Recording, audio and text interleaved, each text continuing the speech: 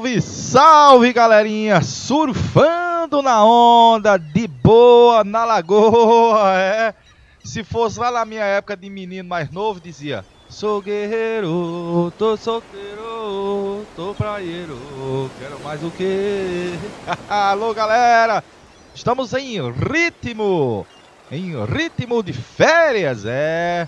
Tá chegando as férias e tá a época do caba dormir até mais tarde, andar de cavalo, correr de moto, banhar no rio, ir pra praia, correr no interior, jogar bola, assistir o futebol, maratonar também nas séries. É época de férias, tá chegando e essa praia aí ficou chibata. Eu surfando aí, ó. Deixa eu dar um tibungo logo ali dentro, ó. Tibungo? Ah, papai! Eita, mas é bom, viu? Uma boa tarde, galerinha que está ligado aí no canal Educação. Estamos em ritmo de férias. Tio Flávio flamenguista aqui de boa. Olha, pra ir despojado, como se você fosse curtir as férias. Ah, então eu vou de Flamengo. Flamengo. Alô, galerinha, ligado, logado. Hoje é uma revisation de Era Vargas. Temática sais importante porque o Enem tá chegando e vai ter o GG lá na provinha no mês de novembro. De Boa na Lagoa, tio Flávio aos vivos, direto do Estúdio 3 do canal Educação, aqui nessa praia paradisíaca. Parece aqui assim meio que Porto de Galinhas. Não, Porto de Galinhas é feio. Aqui é Barra Grande no Piauí, velho. Barra Grande no Piauí. Ou então LC. Estamos em Luiz Correia, rapaz. A mais linda, mais gostosa, mais piauiense das praias tupiniquins. De boa? Vamos começar, meu amigo Juninho Bill? Vamos começar, Juninho Bill de Forró Real. De boa na Lagoinha, meu amigo Juninho. Show! Beleza, Juninho Bill. Beleza, Juninho Bill. Olha, galerinha. Estamos direto do estúdio 3 aqui do canal Educação. Aqui já segurando o copinho de alumínio, que é o copinho xodó lá do sertão, porque tem praia, tem litoral, mas tem sertão também. E sertão combina com o copinho de alumínio. Pegando a água do pote e faz assim, ó. Tibungo. Pegando a água do pote, galerinha. Hoje Era Vargas tá aí, olha. Meu amigo GG, Getúlio Dornelles Vargas, pegando a canetinha. Deixa eu dar uma olhadinha aqui direito no chat. Deixa eu ver a galerinha ali direito no chat. Alô, galerinha de Uruçuí. Alô, professora Lafayette. Alô, Erquinha, rapaz. Alô, Erquinha, de Boa na Lagoa, rapaz. Show! Alô, Pantera, rapaz. Alô, Pantera. Deixa eu ver, Pantera, tio. É o livro que tô amando ler livros. Ah, ler é uma viagem que a gente faz. Quando você pega o hábito da leitura, é uma coisa esplendorosamente prazerosa, é muito deliciosa. O hábito da leitura é hábito, hábito, é hábito. Beleza? Que bom, que bom. Olha, Era Vargas, essa fase aqui de 15 anos da nossa história, velho, é um período muito importante, muito cobrado nos Enems. Tá aí o GG, chegou ao poder através de um movimento que ele chamou de Revolution. Como é que ele chama? Revoluções por minuto. Ele chegou ao poder através de um movimento chamado de Revolução de 30, que um grupo derruba o esquema café com leite, derruba o presidente Washington Luiz, e o Vargas assumiu, pondo fim, jogando uma pá de cal sobre o domínio do esquema café com leite. Só lembranças.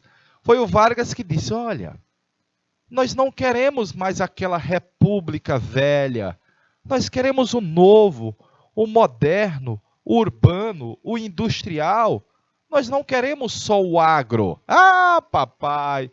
Na verdade, isso fazia, vamos dizer assim, alusão a um cenário que nós já tínhamos muitos críticos, muitos atores sociais que questionavam o esquema café com leite e que buscavam um Brasil novo, um Brasil mais moderno. Ele chega ao poder através de um movimento que ele chama Revolução, depois do rompimento do esquema café com leite, e com apoio de parte dos tenentes, eu vou botar um asterisco, num momento de fraudes eleitorais, de muitas insatisfações, e que o Vargas foi derrotado e o vice do Vargas foi assassinado, e o governador das Minas disse: tomemos o poder pelas armas, antes que o povo venha às ruas. E a galerinha do Vargas foi e tomou o poder pelas armas. Tio, aquela época, os discursos que o Vargas fazia era em tempo real. Parte dos discursos, Eriquinha, era porque naquela época não havia gravações como a gente tem hoje. A maioria dos discursos do Getúlio Vargas era ao vivo, só que fica gravado, né? A posteriori, hoje você consegue ter acesso, por exemplo, a áudios da época da Era Vargas, fruto de gravações feitas, mas não no estúdio, gravações de pessoas que conseguiram captar a voz do GG, de boa.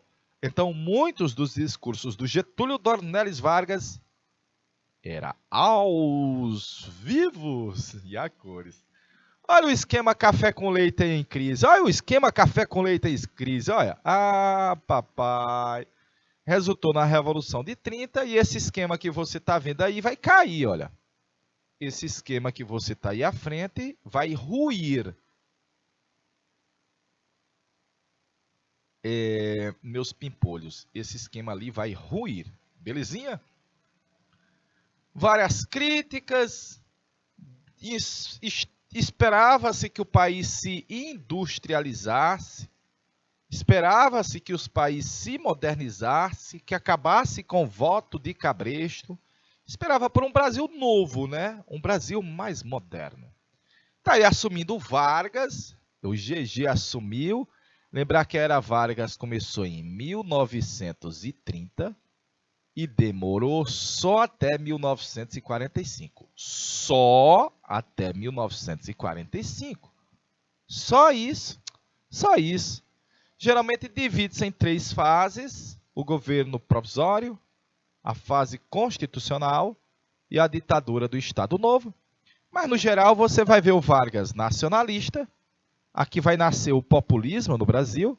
Nasce a intervenção do Estado na economia. E a indústria passa a ser um dos elementos de estímulo e incentivo do Estado, principalmente surgindo as empresas estatais. O Vargas criou uma imagem positiva da própria figura do presidente da República, ele, que era o pai dos pobres e era mãe dos ricos. Ele era pai dos pobres, olha. Mas era feito pelo Departamento de Imprensa e Propaganda, que, além de censurar, buscava criar uma imagem positiva do Vargas, como você está vendo aí na cartilha, e como já perguntou a Fernandinha, era realizado em tempo real, aos vivos, o programa A Hora do Brasil. Não ele exatamente, né? Mas os repórteres faziam a transmissão aos vivos. Passando, a primeira fase da Era Vargas vai de 30 até 34, de boa, de 30 a 34, notadamente é um governo provisório, mas é um mandato. É chamado de provisório, mas dura um mandato. O Vargas foi autoritário, derrubou governadores e nomeou militares para os estados. Os paulistas ficaram com raivinha dessa intervenção do Vargas, se revoltaram em 32, na Revolution Constitucionalista de 32, que tanto queria voltar a máquina do tempo correr, queriam voltar ao tempo, voltar ao tempo que os paulistas mandavam no país, voltar ao tempo em que os paulistas eram senhores da nação. De boa, mas tinha também uma feição progressista, à medida que os paulistas defendiam, claro, uma Constituição, eleições, o federalismo, o voto. O Código de 32 garantiu o voto secreto e feminino. As ninas passaram a ter direito ao voto em 32, mas na Carta de 34. A Carta de 34 é fruto dos deputados, olha, da Assembleia Nacional Constituinte. Elaboraram a Carta de 34 com os direitos trabalhistas, com o voto feminino, com o nacionalismo. E, claro, o Vargas não foi besta. A primeira eleição para presidente vai ser os deputados que vão eleger. Ah lá, os deputados que vão eleger. E aí os deputados foram eleitos. O presidente foi eleito pelos deputados em 34 para um mandato de 4 anos, que é a fase constitucional. Notadamente, na fase constitucional, o mais importante é esse cenário que eu estou colocando aí para você. Ó. Um cenário de disputas políticas entre os comuna tupiniquim e os fascistas tupiniquim, os aliancistas da Aliança Nacional Libertadora, sob a liderança do Luiz Carlos Prestes, e os fascistas tupiniquins, os camisas verdes, que eram liderados pelo Plínio Salgado. Era um reflexo do que havia de disputa na Europa, essa bipolarização aqui no Brasil. Ó. Fight, fatality entre eles, viu? Fatality. Aí o Vargas, em 37, veio com a fake news. Fake news. Fake news conhecida. O Plano Cohen. Um grupo de judeus comunistas queria tomar o poder, matar o Getúlio Vargas, fechar o Congresso, incendiar os prédios da Igreja Católica. Meu Deus, não podes. Aí o Vargas pegou essa fake, veio à cadeia nacional e anunciou no rádio, dizendo: ó, brothers, eu preciso salvar a nação do perigo vermelho. Os comunas estão rondando o país. Lembre-se que os comunistas estavam presos desde 37, praticamente todos, que era um grupo muito pequeno. Em outubro de 37, o Vargas anuncia o fake Plano Cohen, então uma ditadura que ele chamou de Estado Novo Varguista.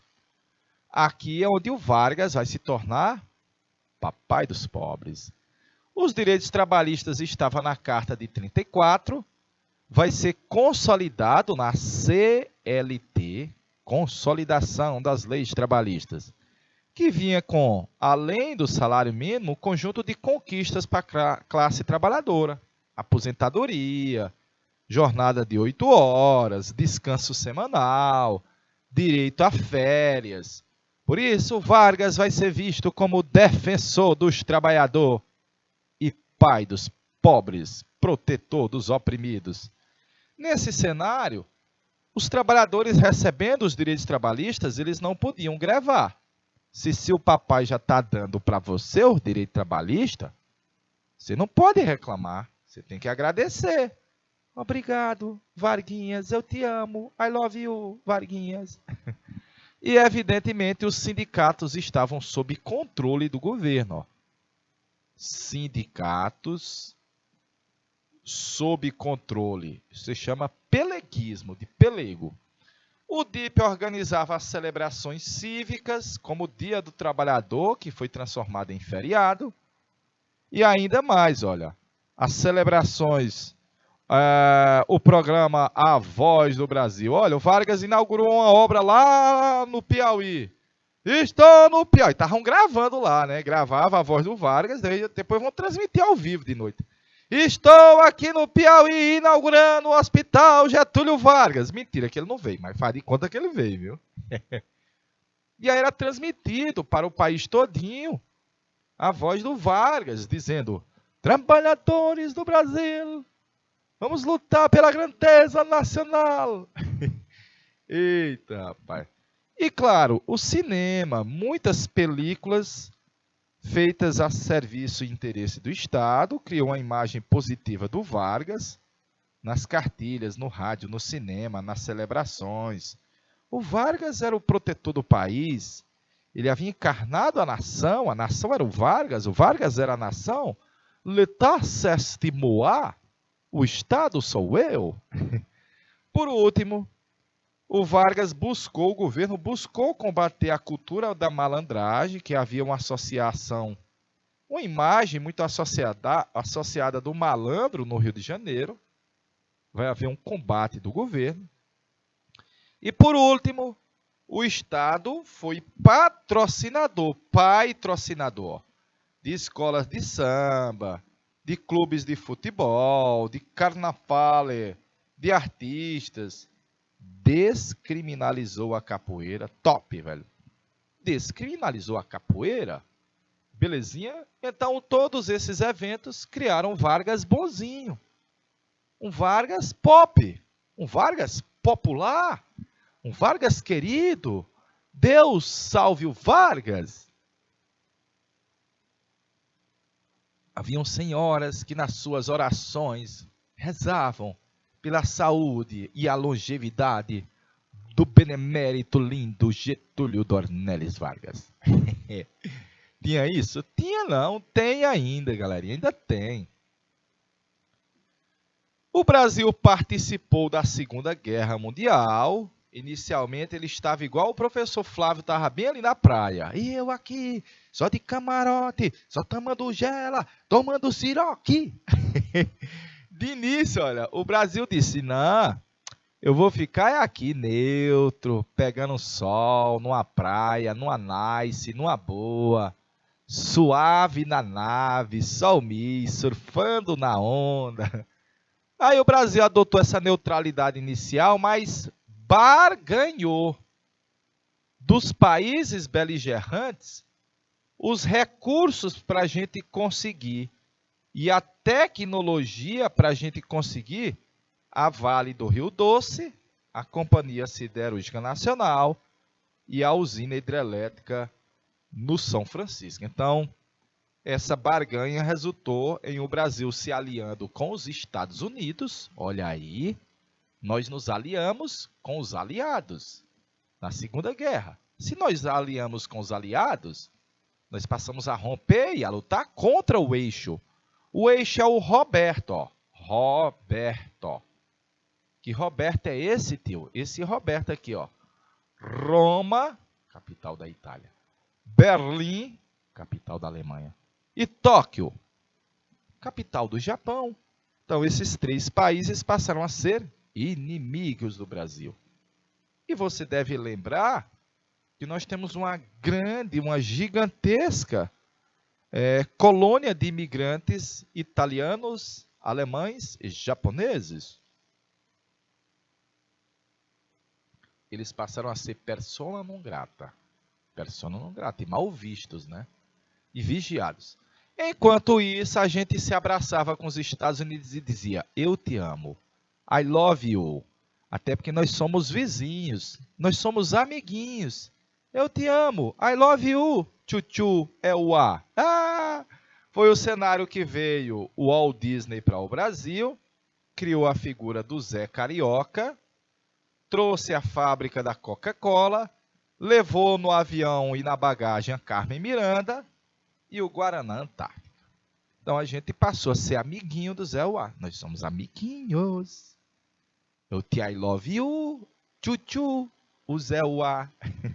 E a guerra foi salutar para a produção industrial, porque nós substituímos os importados. Notadamente, a indústria europeia e norte-americana passou a dedicar-se principalmente ao setor bélico e dificultou de a gente poder importar os produtos que vinham de lá. Então, a gente teve que fabricar aqui. E nesse cenário de guerra, nós fizemos foi aproveitar para vender muito. Ó. Ah, papai! Vamos ganhar vendendo, galerinha. Visto isso, eu vou passar a imagem. Aí um resumo dessa posição que o Brasil adotou de neutralidade. Cuidado, não é indecisão. O Brasil não estava indeciso. Não sei se você ficou.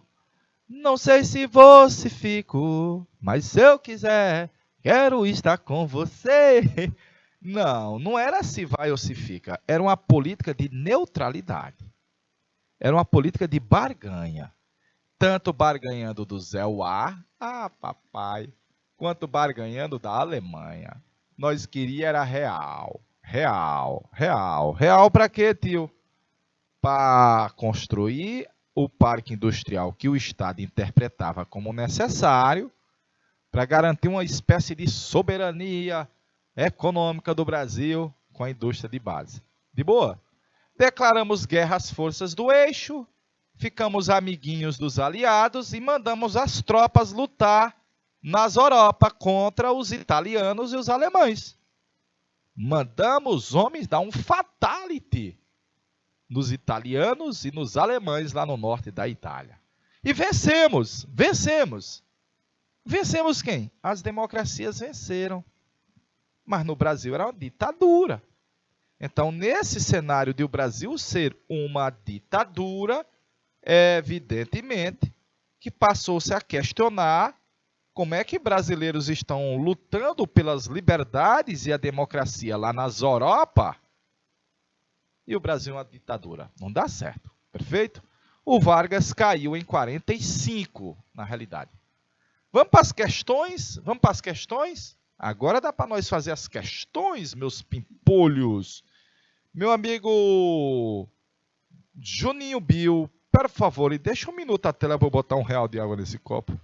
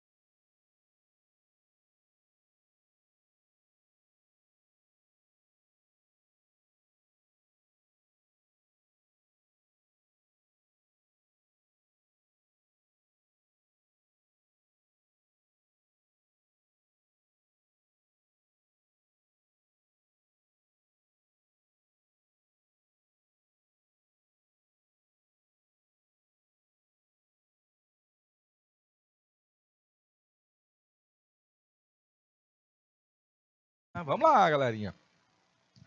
Martins Miragaia Drauzio e Camargo, o famoso MMDC. A ilustração ao lado é um cartão postal, retrata a morte de 4 jovens e refere-se ao período da história do Brasil e a um movimento. Qual é o período da história do Brasil e qual é o movimento? Não é a República Velha e nem a República da Chibata, não é a fase populista, nem a UNE, é a Era Vargas e a Revolta Paulista de 32. Tio, mas aí não está chamando Revolta Paulista de 32.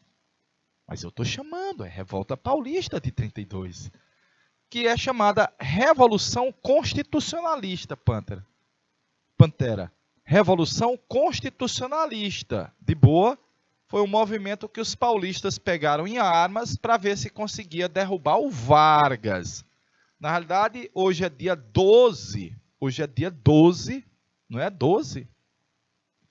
Hoje é dia 12.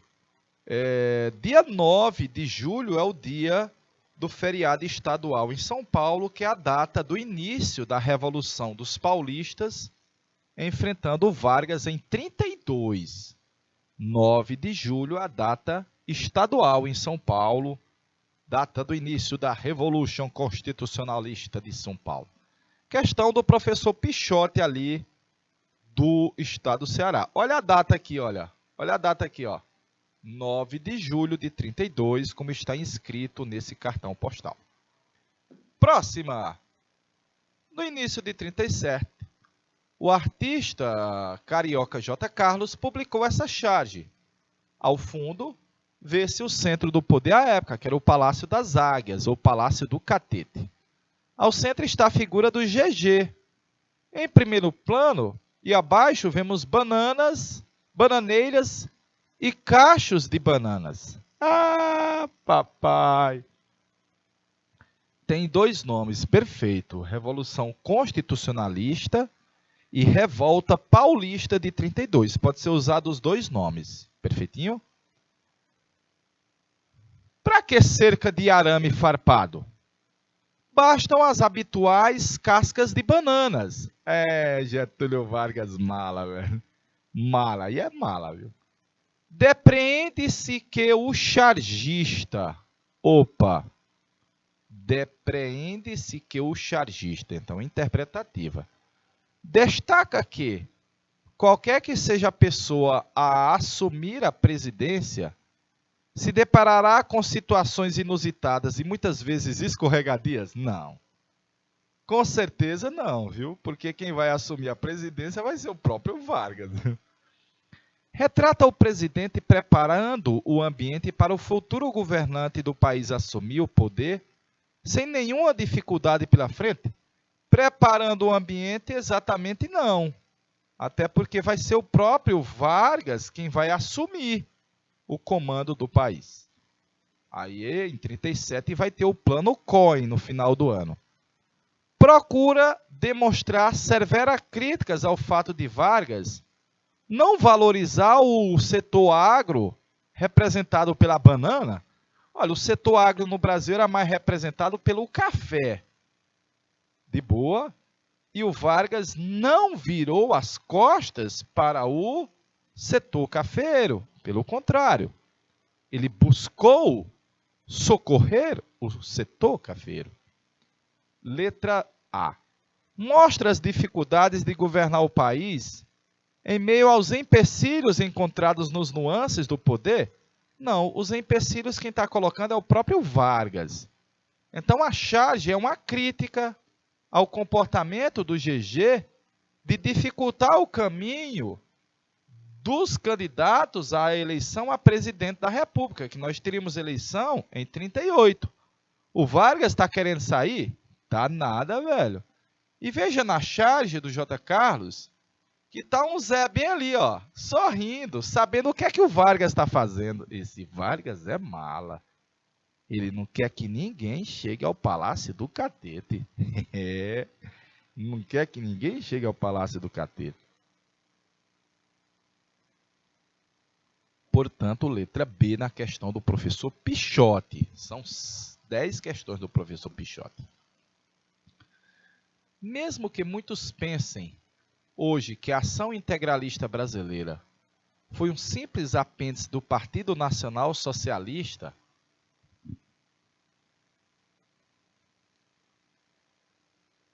quem não lembra, Partido Nacional Socialista é assim, ó, Nazionale Socialista. Nazionale Socialista. Que A e B foi um apêndice do nazismo, ou melhor das hipóteses, uma imitação tupiniquim do Partido Alemão, a situação é um pouco mais complicada. Eu adorei essa imitação tupiniquim do Partido Alemão. Ao contrário de muita coisa que se lê por aí, ainda não foram encontrados documentos que provem que o governo alemão ou o partido nazista teriam apostado suas fichas no integralismo. Havia várias razões para que o governo alemão e a cúpula partidária se mantivessem relativamente neutros em relação ao irmãozinho brasileiro. Em relação ao irmãozinho brasileiro. Além do mais, havia questões básicas que impediram a aproximação total e restrita de ambas as facções. Uma delas diz respeito ao conceito de nação. Opa!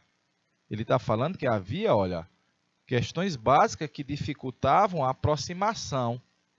O nazismo defendia um Estado baseado na ideia da raça pura.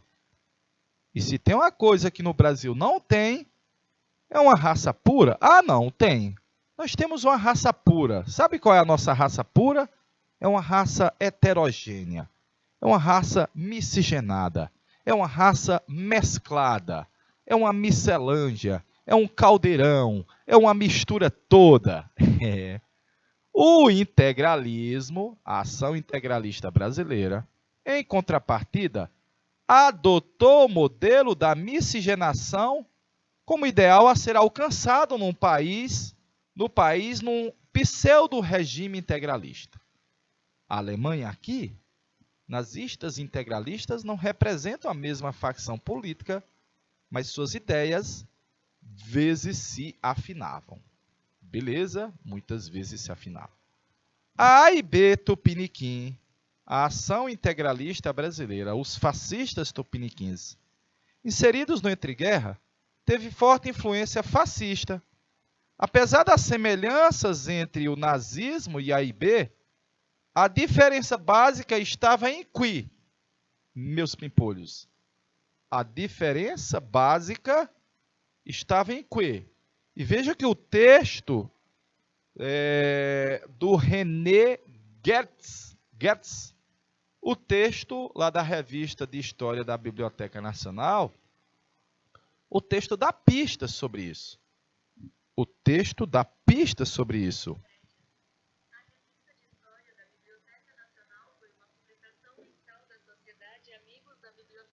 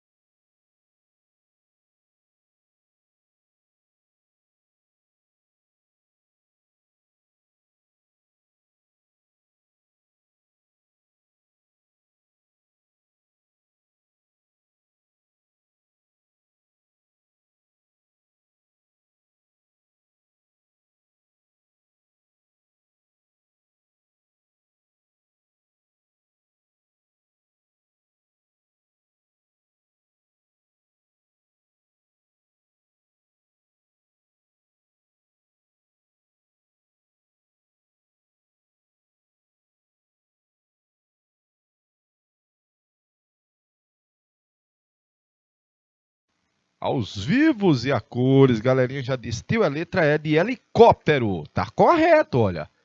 Porque uma diferença básica, como o texto diz, não é o militarismo, nem o totalitarismo, nem o nacionalismo, nem o autoritarismo. Ambos os regimes defendiam isso. Mas no Brasil, a AIB não era antissemita como a ideia dos nazistas, da ideia da superioridade da raça ariana. De boa? Tio, existe uma diferença entre totalitarismo e autoritarismo?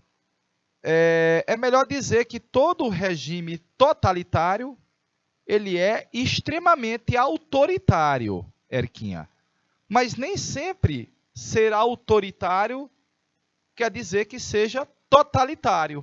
Perfeitinho? Porque às vezes você tem um governo que implanta um regime ditatorial, autoritário, mas ele não tem o completo controle sobre tudo como nos regimes totalitários. Perfeitinho? Aqui, por exemplo, a época do regime militar, que a gente caracteriza como um regime autoritário, regime militar brasileiro autoritário, notadamente havia um congresso, havia voto, havia eleição para deputado, para prefeito, para senador, para vereador. Então aqui não era um regime totalitário, mas autoritário. Perfeitinho?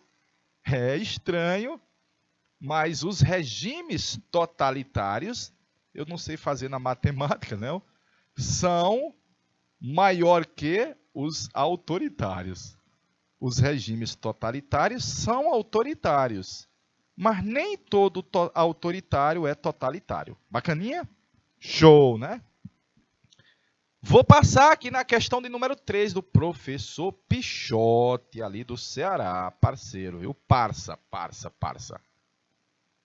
Passando, a fotografia abaixo se refere a um episódio ocorrido no Brasil, na Cinelândia, no Rio, em 1941. Portanto, antes um pouquinho de o Brasil declarar guerra às forças do eixo. Um ano antes de o Brasil declarar guerra às forças do eixo. De boa? Diz assim: relacionando o fato observado ao respectivo contexto, qual o contexto? Era Vargas, na Europa, nazismo, fascismo, aqui dentro, o Vargas tinha implantado uma ditadura, tinha fechado os partidos políticos, inclusive tinha fechado a ação integralista brasileira, importante frisar isso, viu? Nessa imagem se verifica que o apoio ao internacionalismo comunista, não, galerinha. Nazismo é contra o comunismo, é contra o internacionalismo, porque é um verniz nacionalista, e é também contrário ao caráter liberal de Estado. Está tudo errado na letra E de helicóptero. Alô, galerinha de Uruçuí. Alô, Uruçuí. Uruçuí na veia, rapaz.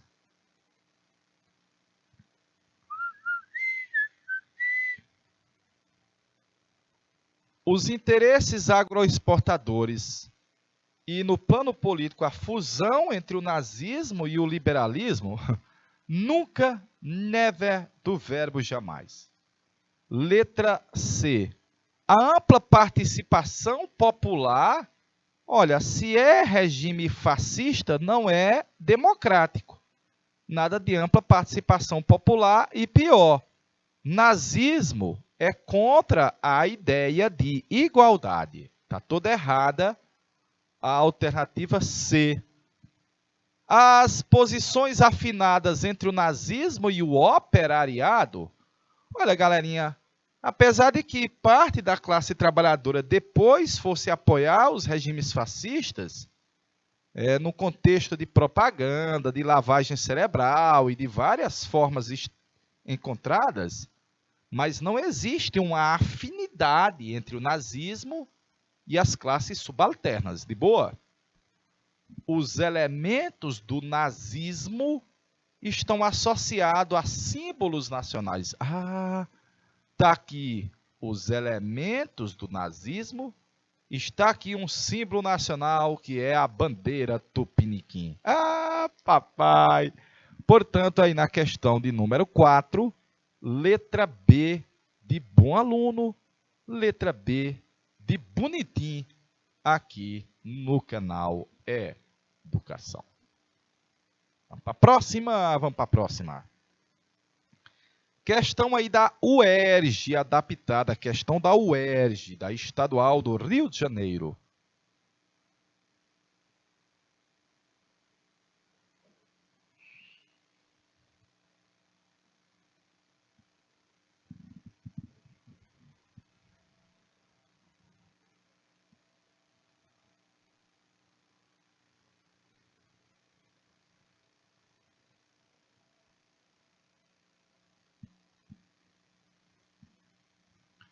O presidente Roosevelt, que governou os Estados Unidos entre 33 e 45, solicitou a inclusão de Walt Disney, o Disney, na lista de visitas de celebridades hollywoodianas aos países sul-americanos.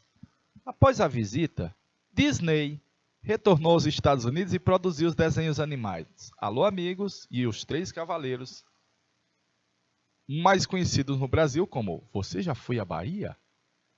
Essas criações de Walt Disney pretendiam resumir, no plano simbólico, os laços de afeto e de cooperação que uniam os Estados Unidos ao Brasil. As artes são frequentemente utilizadas como instrumentos de propaganda política e ideológica.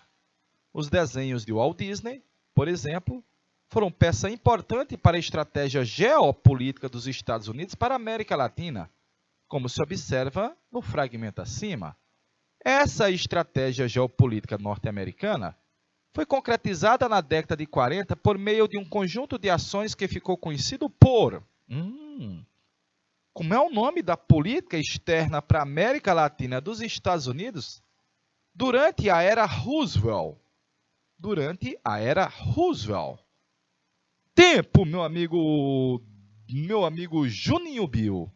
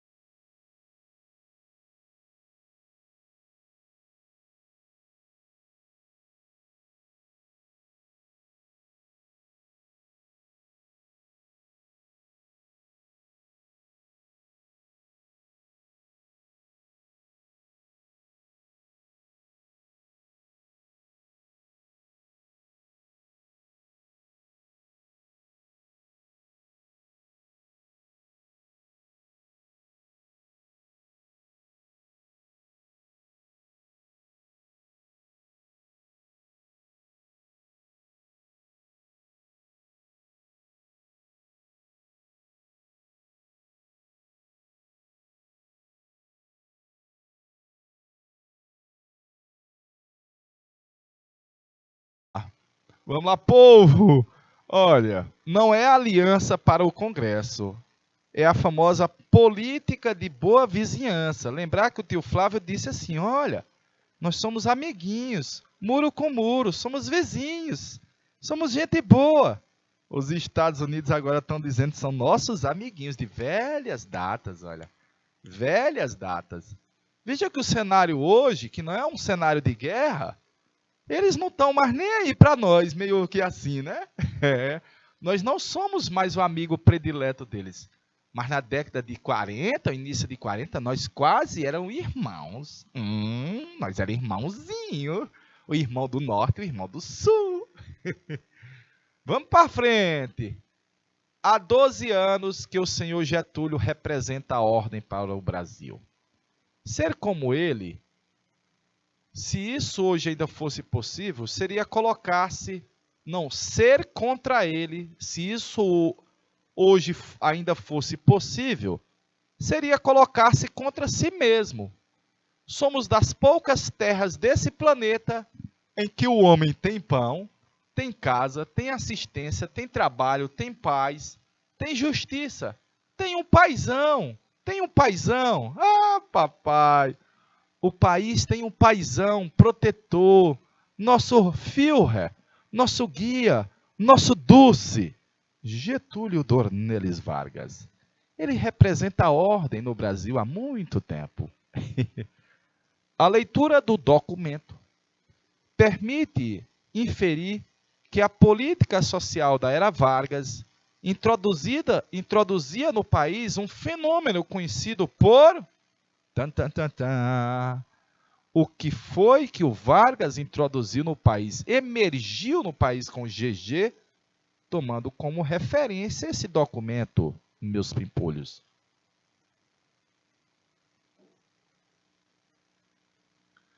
Foi o anarquismo? Não. É o inverso, ele está falando de ordem. Foi a democracia? Não, porque o Vargas era um ditador. Foi o comunismo? Ai, desconjuro. Vargas dizia desse jeito. Desconjuro, sai de moeda, salta moita. Foi o socialismo? É a mesma coisa. Ó. Pode apagar. O Vargas implanta no Brasil uma forma de governar para as massas. ao interesse das massas, que é o famoso populismo. Perfeito?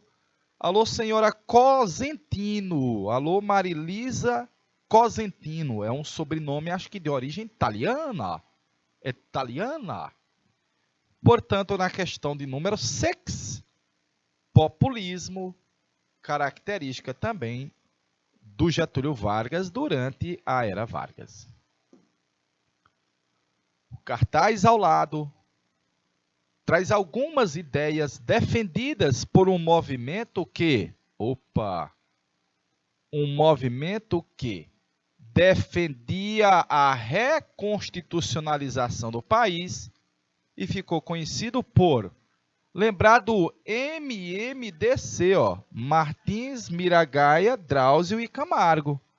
Você tem um dever a cumprir. Consulte sua consciência e venha servir ao Exército Paulista. Ah, papai! Como é o nome do movimento? É uma reação da oligarquia paulista, os cafeicultores, na chamada Revolução Constitucionalista de 32.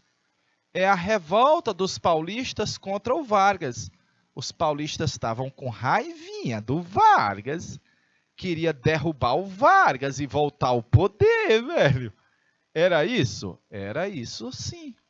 Perfeitinho?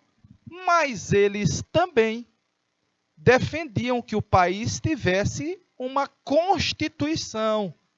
Haja vista que o Vargas tinha rasgado a Constituição de 1891. Portanto, Erquinha, correto, letra E de helicóptero.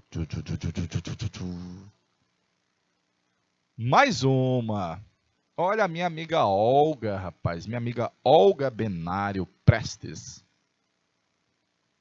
Com o insucesso dos levantes do movimento de novembro de 35, desencadeou-se uma violenta repressão policial contra os comunistas e aliancistas, como eram chamados os membros da ANL, Aliança Nacional Libertadora. Em 5 de março de 36, Luiz Carlos Prestes e Olga Benário foram presos por agentes do famigerado capitão Filinto Miller, então chefe da polícia do Getúlio Vargas, no subúrbio carioca do Meia. Revista da História. Os levantes ocorridos em novembro de 35, Os levantes ocorridos em novembro de 35, do qual participaram Luiz Carlos Prestes e Olga Benário, foram chamados pelos militares repressores de quê? Interroga um ponto à frente e vamos aguardar as respostas.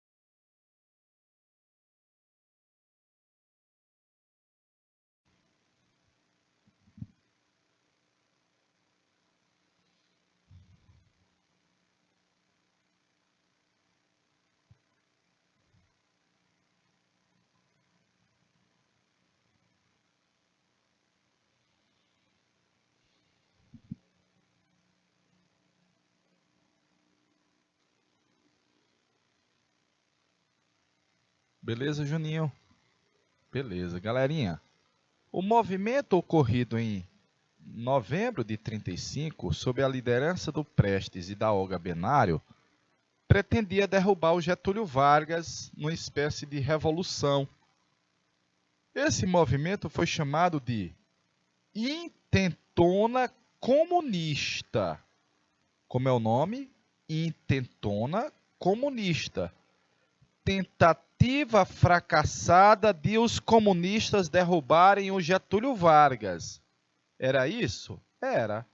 Então foi apelidado de Intentona comunista. E bem aqui nasceu a ideia do chamado perigo vermelho. Notadamente o Vargas vai dizer,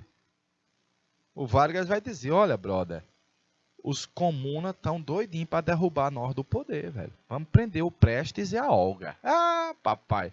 Depois ele deportou a Olga, que era judia, comunista alemã. Não precisa nem dizer que ela, sendo judia, comunista e alemã, foi eliminada numa câmara de gás pelos nazistas. De boa? Tio, é Aliança Libertadora? O nome do movimento não é Aliança Libertadora. O nome do movimento de 35 foi apelidado de Intentona Comunista. Perfeitinho? Letra B de bola. Mais uma aí ainda do professor Pichote. Na Lei Orgânica do Ensino Secundário de 9 de abril de 42, pode-se ler: é recomendável que a educação secundária das mulheres se faça em estabelecimentos de ensino de exclusiva presença feminina.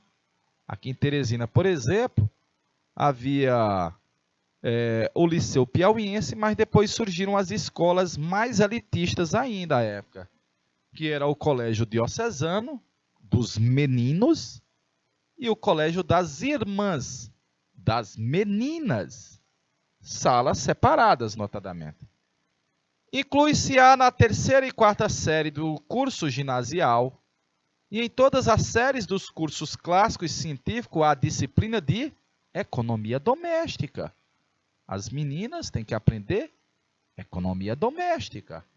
A orientação metodológica dos programas terá em mira a natureza da personalidade feminina, bem como a missão da mulher dentro do lar. Ah, papai!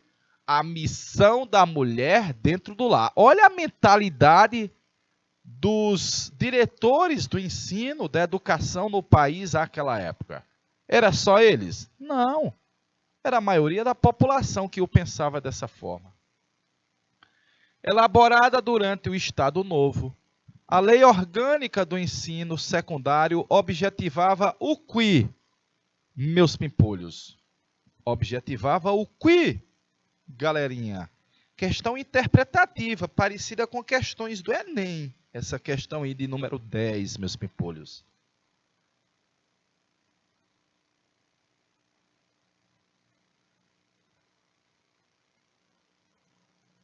Estes são os principais resultados.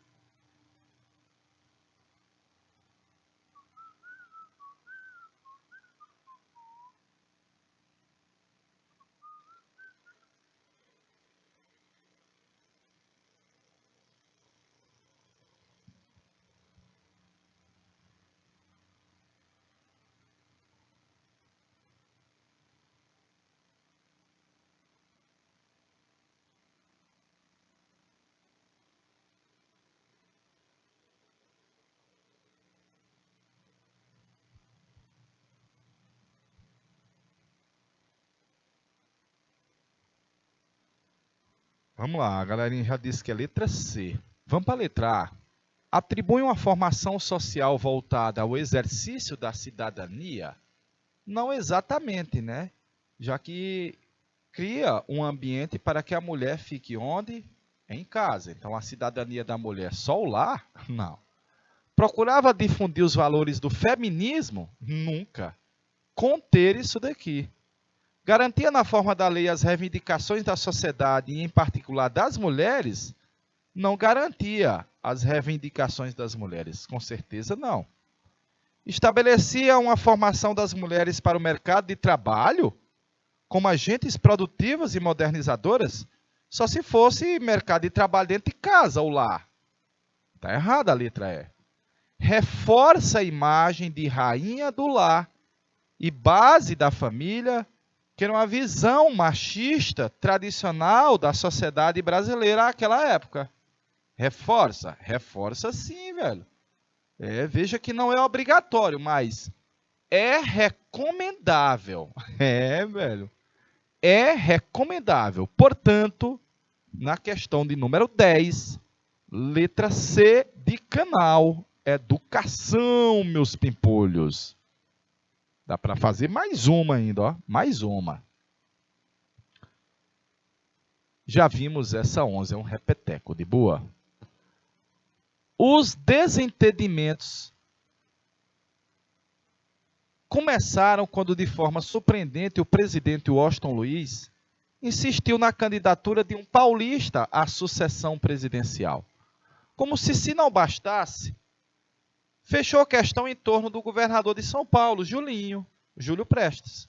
Seja como for, a atitude do presidente empurrou mineiros e gaúchos para um acordo, reproduzindo até certo ponto o alinhamento de forças da campanha de 1909 e 10, que deu a vitória ao Hermes da Fonseca sobre o Rui Barbosa.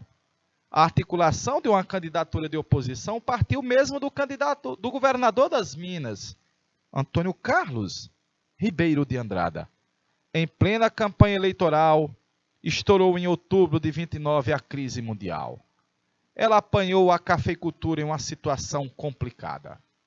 Esses acontecimentos estiveram na origem da política dos governadores? Não estamos questionando ela. Da Revolução Constitucionalista? Não, porque o Vargas não havia assumido. Do movimento tenentista? Não, porque eles vão apoiar o Vargas a derrubar as oligarquias. Da formação da A e B? Não, que ela só surge em 32, perdão. Da Revolução de 30, onde vai se estabelecer uma nova organização do país, sem ser sob o controle do esquema café com leite. Ah, papai! O Vargas sepultava o esquema café com leite. Portanto, aí a questão é letra D, e você sabe que com o tio Flávio no canal, letra D é D de danadinho. Ah, papai! Show! Chama, bebê! Ai, bebê! Letra D de danadinho. De boa? Olha, galerinha, nós estamos fechando esse primeiro semestre, estamos fechando essa temática da Era Vargas, notadamente nós ainda vamos ter elas em outros eventos, em uma espécie de revisation a posteriori. De boa, esse Vargas ainda vai voltar, e eu também vou voltar depois das nossas férias, não é não, meu amigo Júnior? Alô, galerinha, que nós estamos entrando de férias, de boa, na lagoa aqui, ó, surfando na onda. Surfando, ó. Peraí, gente, peraí que eu vou dar um tibungo bem ali no mar e eu volto já já, peraí. Tibungo? Ah, papai. Só quem sabe dar tibungo é o tio Flávio. Aprendi lá nas Cambroengas do Sertão. De boa, olha, deixando um cheiraço pra você. Curta suas férias de montão, brinque à vontade, renove as energias, recarregue as baterias para voltar com toda a carga em agosto. De boa? Um cheirinho, tô indo pra praia, ó. Tchau, valeu, povo!